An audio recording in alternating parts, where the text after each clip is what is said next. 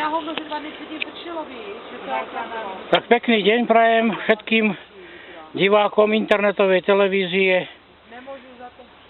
Cigán, čo necigáni. Slovák, cigán prišiel na Moravu, švagrovi. A čo vám chcem dneska ukázať? Budete sami vidieť. Na túto záhradu, na túto krásu sa budete môcť pozrieť za chvíľočku úplne kompletne. A to hlavné, čo vám chcem ukázať a povedať, je to, že akým spôsobom cigáni žijú, v akej chudobe, v akej biede sa nachádzajú. A ja sám som to žil a prežil. A chcem len povedať, že ak sa chce niekomu a naozaj nemá ruky ľavé, tak dokáže vytvoriť aj také niečo, čo vám teraz ukážem. A to vytvoril môj švagor. A takisto je nezamestnaný a takisto jednoducho je na tom tak, ako aj tí, ktorí sú na Slovensku a kade tade, ale je pracovitý. Je pracovitý. Ukážem vám aj bicykel. Môžete si teraz pozrieť tento doslova vehikel času. Na tomto chodil sem a pracoval tu, aby mohol urobiť to, čo teraz vidíte. Túto nádheru, túto krásu, to všetko je z jeho práce, z jeho záujmu. To všetko urobil z vlastného umu, vlastnými rukami.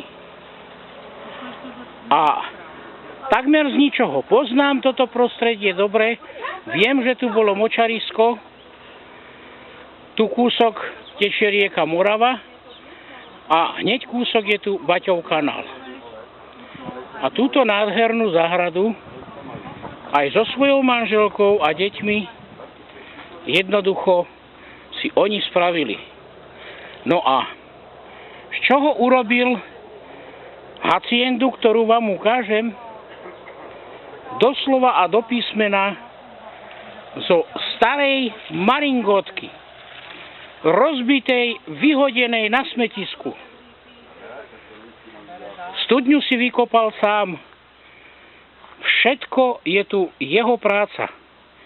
A táto hacienda,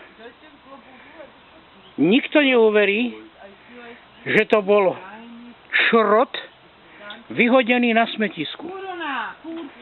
A dokázal z toho spraviť niečo takéto, ako vám teraz ukazujem.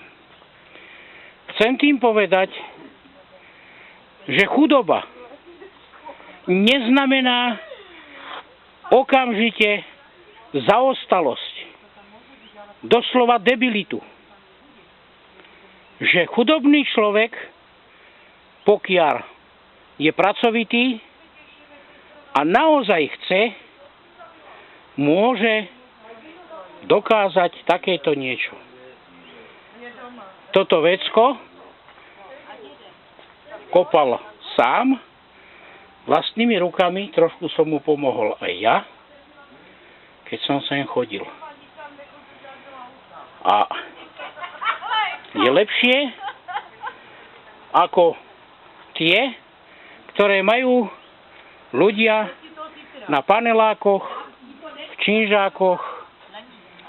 Je tu čistejšie, hygienickejšie ako tam, kde majú dvojizbové, trojizbové byty so studenou aj teplou vodou a s elektrikou. Samozrejme, že do toho vrazil peniaze svoje, zo svojich mozolov. Viem, ako ťažko chodil pracovať na fušky, aby mohol urobiť toto, čo vidíte. A teraz nech sa každý pozerá, že sa to dá. A že nemusí žiť v chatrči, kde má kopu srancov okolo a nedokáže zobrať ani lopatu do ruky, aby si hovná, ktoré vysere, pred vlastný vchod odpratal. Nehovorím o bordeli okolo domov. Vieme, ako skončil Luník. A je treba si hovoriť pravdu. A tú pravdu je treba si hovoriť do očú, nie preto, aby sme sa dehonestovali, ale preto, aby sme sa vzájomne povzbudzovali. Toto všetko je z odpadu vytvorené rukami tohoto človeka. Áno, tento človek to spravil vlastnými rukami. Ja mu teraz položím otázku. Myslíš si, že toto, čo si urobil ty, by dokázal spraviť hocikorý cigán aj na východe, alebo aj tu, koľko vidíme v Čechách a na Morave zaostalých Rómov, ako žijú? Keby sa im chcelo? Já si myslím, že určitě ano, jako, ale musí chtět. Tak. Pokud člověk nechce, tak v životě ničeho nedocílí, jako takto. Tak. No? Áno, dobre to počujete. Ja som tohoto človeka poznal od malička, viem, ako vyrastal. Viem, že svojimi mozolami všetko dosiahol. Takisto bol vyhodený zo zamestnania, takisto bol prepustený, takisto dlhodobo nezamestnaný, ale toto dokázal. Dokážte to aj vy.